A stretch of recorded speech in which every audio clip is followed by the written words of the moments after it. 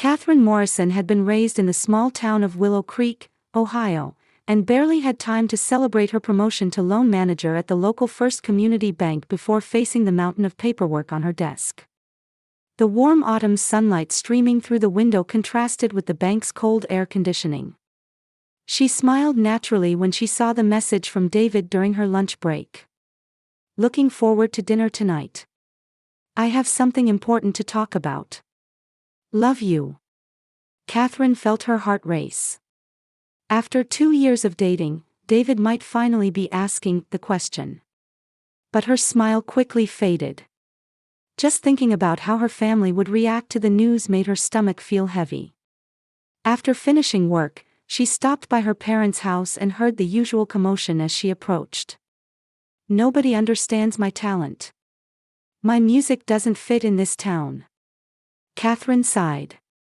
It seemed her brother Connor had started another band-related argument. When she entered the living room, she noticed his long hair and unkempt beard. Her parents sat around their son, listening intently to his speech. "Ah, Cat, perfect timing." Her father Walter noticed his daughter and immediately changed the subject. "Connor's band needs new equipment. We've got to support talented folks." Catherine mentally rolled her eyes. This was a scene that had been repeating since she was 18. Her brother was constantly told he had talent by their parents and continued to leech off them and Catherine without actually earning anything. "It's okay, Walt. I'll cover it," her mother Barbara said. She looked at Catherine. "But we also need to pay the mortgage this month." Her words trailed off. Catherine took her checkbook from her purse. This too was routine. When she graduated high school, Catherine had earned a scholarship to community college. But her father persuaded her to work at the local bank for the family. "Do you know some people earn over $10,000 a month just by posting Reddit stories on YouTube? No face, no voice, just a laptop. I do it 2 link below if you're curious." Since then, she had shouldered most of the family's expenses, the mortgage, her parents' debt repayments, her brother's music investments, and her sister Haley's tuition. "How much do you need?" she asked calmly. "About $800, Connor said. "It's a top-notch amp. With this, the band might break through." Catherine calculated mentally. That was the money she'd been saving for David's birthday present. But she silently wrote the check. "Thank you, Kat. You're the best sister," her mother said. "The pillar of the family. The pillar of the family." How many times had Catherine heard those words? Her salary was the pillar supporting the entire family. But the family didn't notice that the pillar itself was about to collapse. "Oh, and we need to pay Haley's tuition for next semester by next week," her mother added casually. "She'll be the first in the family to graduate college. Aren't you proud?" Catherine thought about her sister. 21-year-old Haley was indeed working hard. She was the only child whom her parents expected to be the first in the family to graduate college. But Catherine was paying most of her tuition. "I'm having dinner with David tonight," Catherine changed the subject.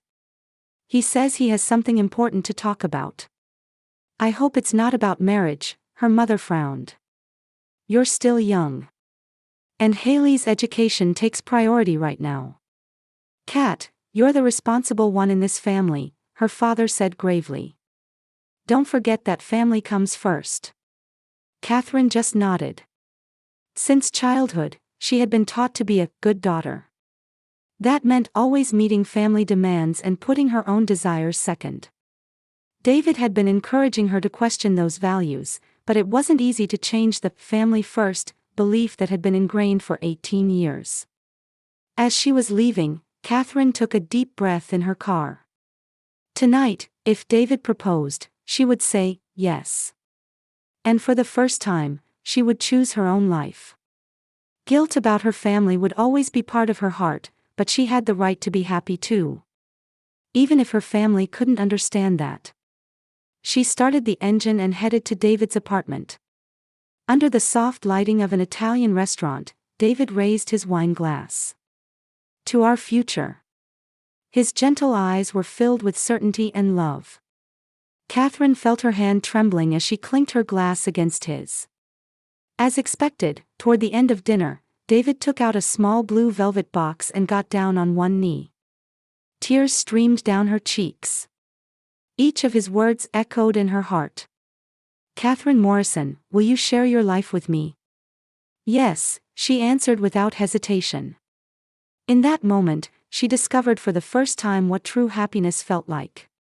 In David's arms, she felt safe and loved. He was the only person who valued her for herself, not for her money or support. However, when she returned home and shared the engagement news, Catherine's hopes were brought back to cold reality. Marriage? No. Walter, her father, stared at her through drunken eyes. "Think again. You're still young. And you have responsibilities to the family." "Congratulations, Kat," her mother Barbara offered formal congratulations but quickly got to the point. "But how will we pay for the wedding? With Haley's tuition and the house renovations, we can't afford it." Connor, strumming his guitar strings, said, "Isn't it fine if he's rich? Does an architectural design firm make good money?" Catherine took a deep breath. "David and I will pay for the wedding ourselves. And after we're married, I plan to continue supporting the family as much as I can." She spoke the words she had prepared. "I'll send a fixed amount each month, so don't worry." "A fixed amount?" her father's voice echoed low. "That won't be enough. Especially if you move out, who's going to pay for the rest of Haley's college expenses?" Catherine was at a loss for words. According to her plan, she intended to allocate about 30% of her monthly expenses to family support, but that was less than her current support. She and David needed money to start their new life together. "Getting married in 2 months is too soon," her mother declared.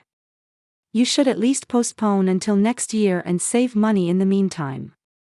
"I can't postpone it," Catherine protested. "We've already made most of the reservations and paid the deposits." "Then shouldn't you have used that money for the family?" her father suddenly said. The usual kindness was absent from his voice. "Your sister's education is more important than a party, isn't it?" Catherine talked with David on the phone. He understood her feelings and supported her. "They're exploiting you, Kat. That's not what family is. Family is about loving and supporting each other. Thinking it's natural to sacrifice you isn't a healthy relationship." She understood intellectually, but her heart felt heavy. "But they're my family. I can't abandon them." "I'm not saying abandon them," David said gently. "But setting healthy boundaries is important. You have the right to be happy too." That weekend, Catherine had a dress fitting scheduled but stopped by her parents' house first. However, she noticed her parents and Haley sitting with serious expressions. Connor stood behind them with his usual indifferent look. "I have something important to tell you," Haley said. Her voice was trembling.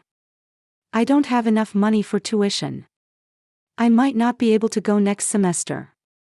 But I've been sending money for tuition every semester." Catherine was confused.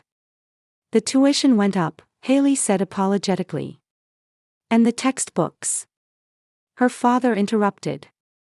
"Actually, we're behind on the mortgage too. The bank has been sending notices." Catherine was growing increasingly anxious. "Why didn't you tell me? How much do you need?" Her father and mother exchanged glances. "About $15,000, her father said. "That would solve all our problems." $15,000. Catherine gasped. That was almost the same amount that she and David had saved for their wedding and honeymoon.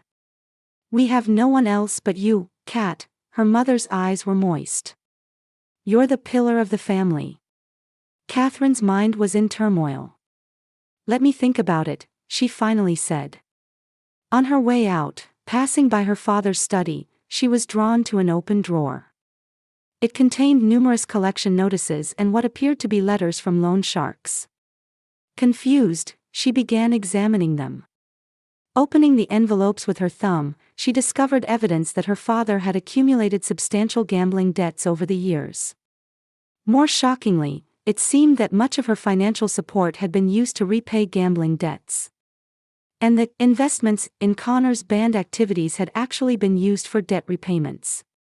With trembling hands, Catherine returned the letters and left the house. In the car, she called David while crying. "My family has been lying to me," she said. "They've been using me." David's voice was calm, but he couldn't hide his anger. "Kat, this isn't just a family issue. It's exploitation. Sometimes you need distance from the people you love. You have the right to live your own life." Catherine looked at her face in the car mirror. Her eyes were red and swollen from tears, but something determined was forming within them. "We'll have our wedding as planned," she said quietly. "And I'll start my own life." 3 days before the wedding, Catherine headed to her parents' house for one last attempt at reconciliation. Guilt and determination mingled in her heart. David had tried to convince her not to go, but Catherine wanted to have a final conversation before completely severing ties with her family. "Just a calm talk," she told herself.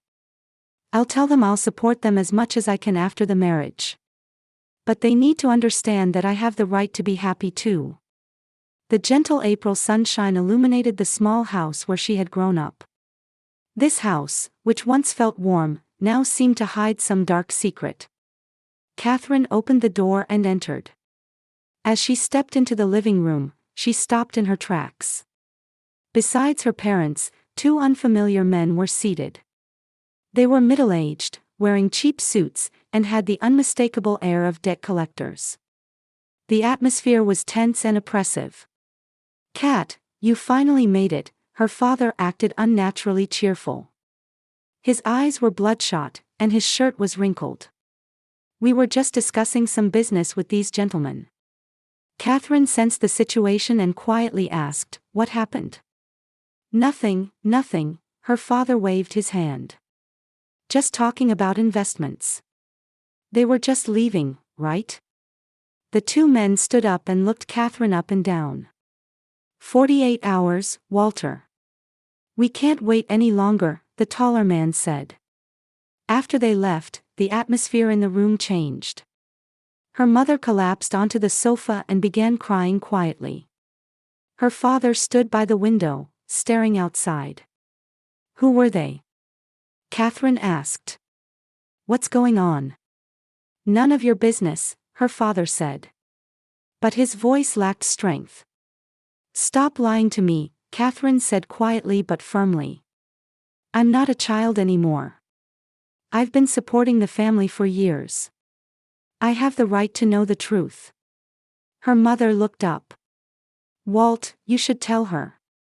We can't hide it anymore." Her father began to lose his composure. "We only have a week's grace period."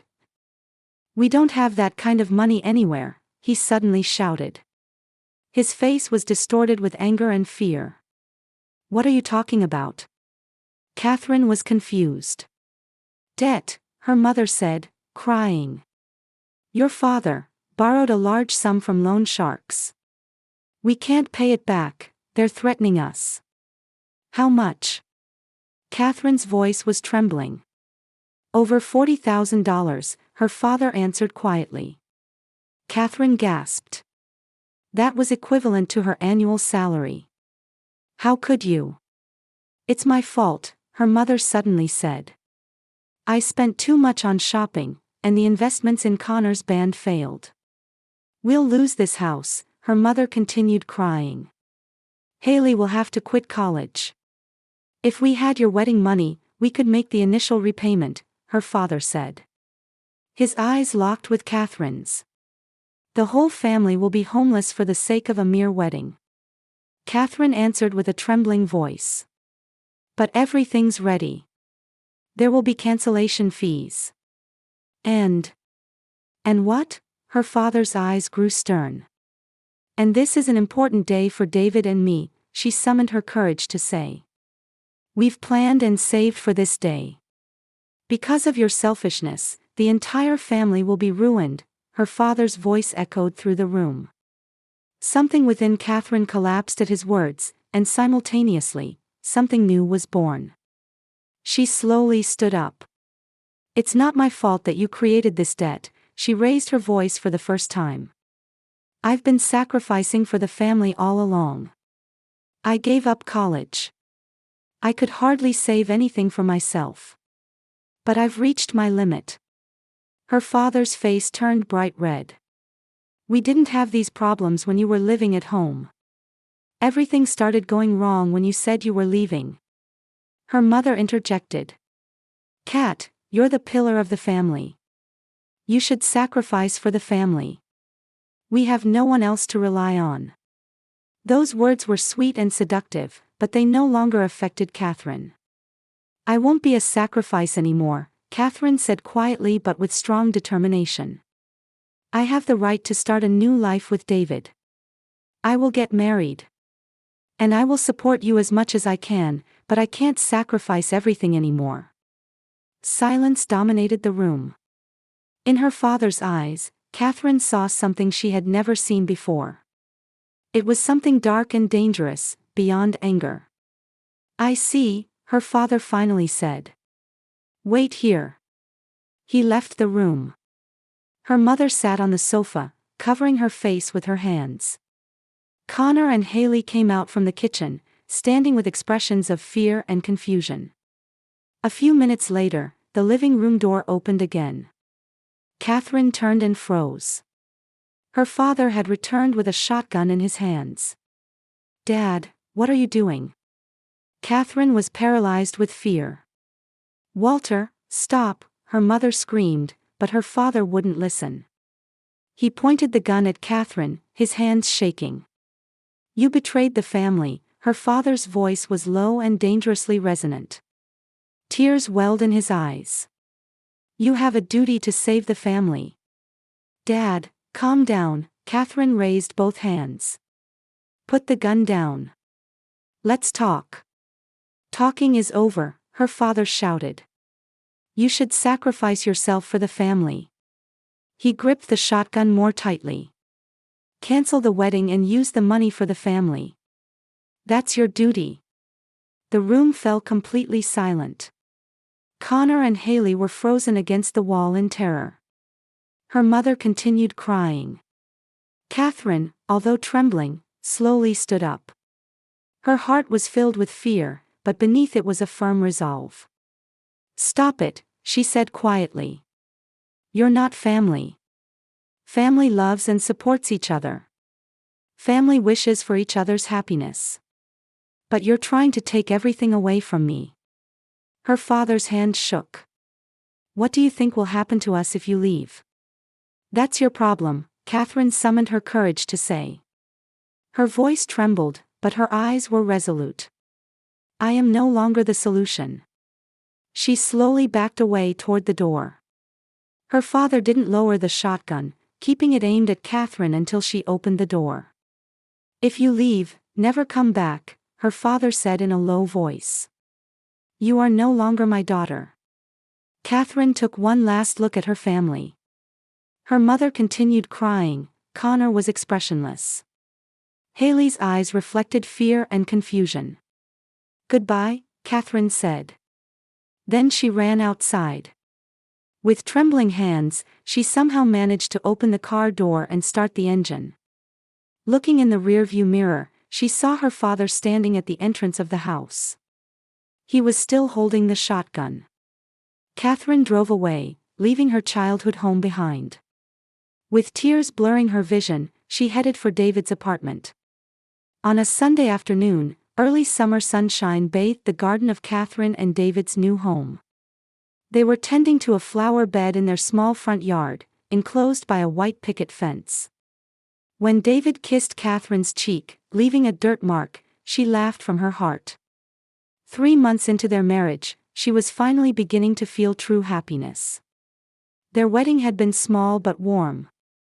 David's parents and siblings, their close friends, and Catherine's colleagues from work had attended. None of Catherine's family came. The only communication from Haley was a text message the day before the ceremony saying, "I want to come, but Mom and Dad won't let me." There was sadness, but Catherine was trying to accept it as part of a new beginning. She had cut off contact with her parents and began working with a psychological counselor to recover from years of codependency. "This daisy likes sunny spots, doesn't it?" Catherine said as she moved a potted plant. "Just like you," David smiled. "The type that shines in the light." Just then, they heard an unfamiliar old Ford sedan stopping on their street. Catherine looked up and froze. Getting out of the car were her parents, brother, and sister. They looked exhausted and shabby. Her father's face was more haggard than before, and her mother's shoulders drooped.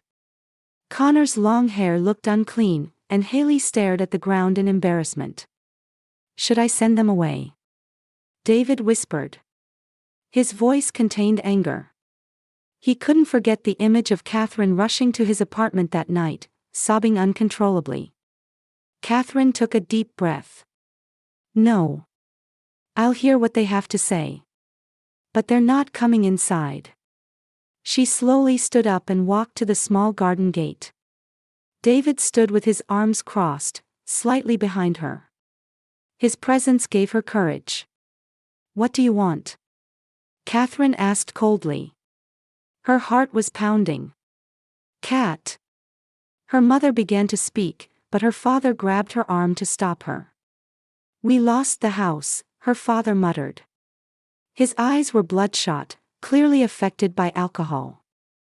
"The debt collectors threatened us, we had no choice but to run." Her mother added tearfully, "We have no one else to turn to, Cat. Please help us." Catherine hid her trembling hands but answered calmly, 3 months ago, you pointed a shotgun at me. You said I wasn't family anymore. What do you expect now?" "I was upset then," her father made excuses. He avoided her eyes, looking at his feet. "You're my daughter. You're family.